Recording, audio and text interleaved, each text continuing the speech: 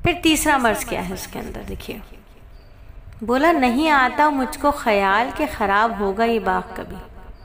ٹھیک ہے، آیت نمبر 35 میں اللہ رب العزت اس کی بات کوٹ کر رہے ہیں، فرما رہے ہیں کہ وہ شخص جو متکبر بھی ہے، جس کے اندر شرک کی بیماری بھی ہے، وہ کیا کہہ رہا ہے؟ مجھے نہیں خیال آتا کہ یہ باغ کبھی خراب ہوگا.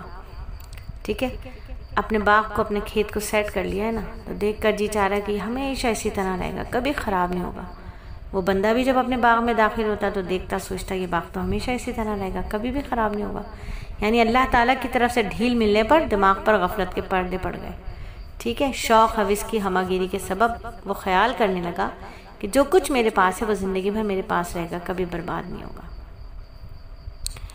ہائے ہائے، یہی ہمارا انسانوں کا حال ہے. اللہ رب العزت نے ہمیں عطا فرما دیا ہے نا، تو بالکل آخرت کو بھول بیٹھے، کبھی ختم نہیں ہوگا، ہے نا. جوان تھے تو کیا سوچتے جوانی کبھی ختم نہیں ہوگی. جوانی کے اپنے ایک زوم ہوتے ہیں. جوانی اوہو اکڑ، منہ پھٹی، منہ پھٹ، جہاں جس کا دل چاہا، جب دل چاہا، جس کو دل چاہا بول دیا، منہ پھٹ ہے. جوانی کا زوم ہے، طاقت ہے نا. نہ بڑے کے دیکھ رہے ہیں، نہ چھوٹوں کی تمیز کر رہے ہیں. ایک عجب معاملہ ہے جوانی کا بھی. لیکن کیا رہ گئی؟ کتنے جوان آئے اور بوڑھے ہو کے مر گئے. رہ گئی جوانی، کسی کی نہیں رہی. خوبصورتی اللہ نے دے دی، زوم اترائے جا رہی ہیں. آج دیکھ لیں، ٹک ٹاک پر دیکھ لیں، چینلز پر دیکھ لیں، ویلاگرز کو دیکھ لیں، بے حیائی پھیلاتی ہوئی لڑکیوں کو دیکھ لیں، بے غیرت کتوں کے مافک لڑکوں کو دیکھ لیں، دیوس کے مافک محرم لوگوں کو دیکھ لیں، باپوں کو دیکھ لیں جو اپنی بیٹیوں کی جوانی کو بیچ رہے ہیں، بہنوں کو دیکھ لیں جو بھائیوں کے سامنے اپنی جوانی بیچ رہی ہیں، اور وہ مضبوط کت کاٹ کے بھائی دیکھ لیں وہ اپنی بہنوں کے ساتھ ڈانس کر رہے ہیں. ٹھیک ہے نا، کیا سمجھ رہے ہیں یہ مال، یہ دولت، یہ جوانی کبھی ختم نہیں ہوگی. یہ جو ہم نے جم جا جا کر یہ پیکس بنائے ہیں یہ کبھی ختم نہیں ہوں گے. یہ لڑکیاں جو سمجھ رہی ہیں پارلر جا جا کر بڑی حسین ہو گئی ہیں، یہ حسن کبھی ختم نہیں ہوگا. کیا سمجھ رہی ہیں؟ کیا خوش فہمی کا مرض ہو گیا ہے. جیسے اس باغ والے کو خوش فہمی کا مرض تھا، خوش فہمی تھی نا کہ یہ باغ کبھی برباد نہیں ہوگا، کبھی برباد نہیں ہوگا. ٹھیک ہے، یہ یقین ہے نا کہ مطلب یہ جوانی کبھی ختم نہیں ہوگی، یہ حسن کبھی ختم نہیں ہوگا. بڑی بڑی حسینائیں آئی ہیں بیٹا اور چلی گئی ہیں.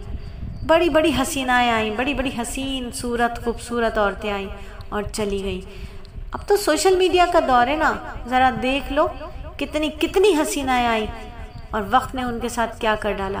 لمحہ لگا ان کی خوبصورتی ختم ہونے میں، لمحہ لگا ان کی دولت مندی ختم ہونے میں، لمحہ لگا ان کے مضبوط جسم ختم ہونے میں.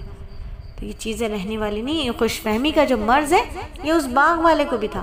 نمبر 1 اس کو تکبر کی بیماری تھی، نمبر 2 اس کو شرک کی بیماری تھی، نمبر 3 اس کو خوش فہمی کا مرض لاحق تھا. تو کیا ہوا؟ کیا ہوا؟ رہ گیا، برباد ہو گیا، برباد ہو گیا. پھر وہ عقیدہ خراب کر رہا تھا، عقیدہ خراب کر رہا تھا. کیا کہہ رہا تھا؟ یہ باغ ہمیشہ رہے گا، ہمیشہ میرے پاس رہے گا، کبھی برباد نہیں ہوگا. عقیدہ کیا؟ قیامت آئے گی پوری دنیا ختم ہو جائے گی، باغ کیا اور باغبان کیا سب برباد ہو جائیں گے. یہ انکار قیامت ہے، انکار قیامت کر رہا تھا، انکار قیامت کہ میرا نہیں خیال کہ یہ باغ کبھی ختم ہوگا، میرا خیال نہیں ہے کہ کبھی ختم ہوگا، کبھی ختم ہوگا، یعنی انکار قیامت. ہم بھی تو یہی کر رہے ہیں. ہم تو خوبصورت ہیں، ہمارے خوبصورتی کو کیا ہوگا؟ مزید 4 چاند لگیں گے. ہم تو ذہین فتین ہیں، ہماری ذہانت کو مزید 4 چاند لگیں گے. مائیں بھی کہہ رہی ہیں 4 چاند لگیں گے میرے بچے کی تو ذہانت میں، میرے بچی کی خوبصورتی میں تو 4 چاند لگیں گے. یہ سب ختم ہونے والی چیزیں ہیں. آخرت کو یاد رکھنا ہے، آخرت کو یاد رکھنا ہے. قیامت کے قائم نہیں ہوگی. کیا بس یہی زندگی ہے؟ نہیں جی. اللہ نے بتا دیا سورہ کہف میں، باغ والوں کا قصہ بتا کر اللہ نے تنبیہ فرما دی، بتا دیا فتنوں سے بچانے والی صورت ہے. تو یہ جو تکبر ہے یہ بھی ایک فتنہ ہے، یہ جو شرک ہے یہ بدترین فتنہ ہے، ظلم عظیم ہے. یہ جو خوش فہمی ہے یہ بھی ایک فتنہ ہے. اور یہ جو انکار قیامت کرتے ہو نا، گناہ کرتے ہو اور سوچتے ہو کہ کوئی دیکھے گا نہیں، کس کو حساب نہیں لے گا، یہ انکار قیامت ہے. انکار قیامت ہے، قیامت کا انکار ہے، مرض ہے یہ بہت برا. اس سے بچو، اس سے بچو. باغ والے کا بھی یہی حال تھا. بالآخر کیا ہوا؟ سب کچھ ختم ہو گیا. سب کچھ برباد ہو گیا، سب ختم ہو گیا، سب برباد ہو گیا۔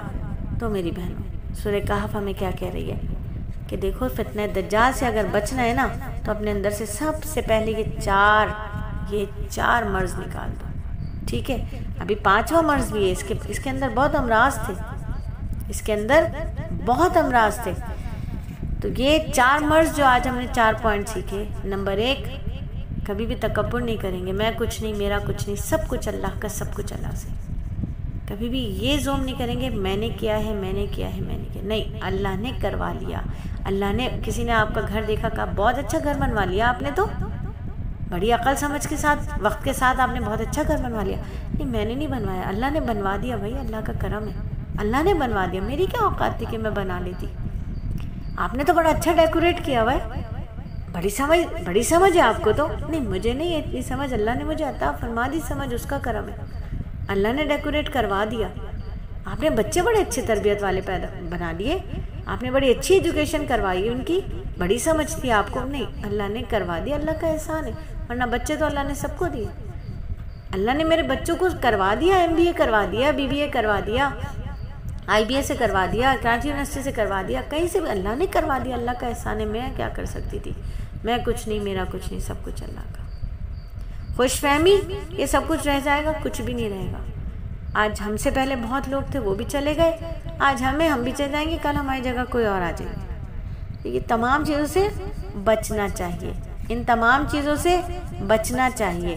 پھر ہر لمحے یہ خیال ہو کہ قیامت آئے گی اور مجھے جواب دینا ہے، یہ آخری لمحہ ہے میری زندگی کا، مجھے اس لمحے کا بھی جواب دینا ہے، یہ لمحہ بھی آخری ہے، مجھے نہیں پتا اگلا لمحہ زندگی ہے کہ نہیں ہے، اس لمحے کا بھی جواب دینا ہے کہ اللہ آپ کے لیے کیا ہے سب کچھ، اللہ آپ جانتے ہیں، آپ کی رضا کے لیے، آپ کی محبت کے لیے، اللہ آپ کی رضا چاہتے ہیں بس۔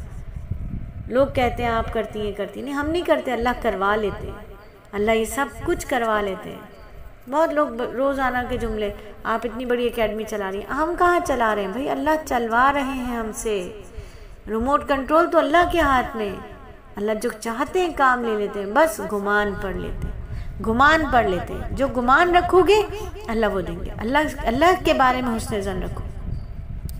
اللہ فرماتے ہیں، حدیث قدسی کا مفہوم ہے، میں اپنے بندے کے مطابق معاملہ کرتا ہوں، میں اس کے ساتھ ہوتا ہے جب وہ مجھے یاد کرتا ہے، میں اس کے ساتھ ہوتا ہوں جب وہ مجھے یاد کرتا ہے۔ تو معاملہ اللہ کے ساتھ حسن ظن کا معاملہ رکھو۔ اللہ رب العزت مجھ سے دین کا کام لے لیں، اللہ لے لیں گے۔ اللہ رب العزت کے ساتھ بہترین معاملہ رکھو، حسن ظن کا معاملہ رکھو، اور ہمیشہ اچھے گمان رکھو۔ تو انشاءاللہ تعالی اگلے ہفتے پھر اسی حلقے میں مزید آگے بات کریں گے، جہاں باغ والے کے اور بیماریاں اور امراض کو دیکھیں گے کہ کہیں ہم میں تو وہ مرض لاحق نہیں ہے، ہمیں تو وہ مرض نہیں ہو گیا ہے، ہم تو اس مرض کا شکار نہیں ہو گئے، ٹھیک ہے؟ تو ہم نے کیا کرنا ہے؟ ان 4 باتوں سے تو انشاءاللہ اگلے جمعے تک بہت بچنا ہے۔ کون سی بات ہے؟ تکبر سے بچنا ہے، شرک سے بچنا ہے، خوش فہمی سے بچنا ہے، اور قیامت کے انکار سے بچنا ہے۔ جب کہیں بیٹھ کر تنہائی میں، لوگوں کے مجمع میں کوئی ایسی بات کریں جس میں یہ اندازہ نہ کر سکیں کہ قیامت میں اس کا جواب دیں گے تو کیا ہوگا، کیسے دے سکیں گے اس کا جواب، کسی کی غیبت کریں، کسی کا مال چوری کریں، کسی کی امانت پہ خیانت کریں، تو سوچیں اگر ذہن میں نہیں آ رہا کہ قیامت آئے گی کبھی، تو سمجھ لیجئے کہ ہم انکار قیامت کرنے والے تو نہیں بن رہے۔ اللہ رب العزت مجھے اور آپ کو بچائے، اور اللہ ہمیں قرآن کا صحیح فہم عطا فرمائے، آمین ثم آمین۔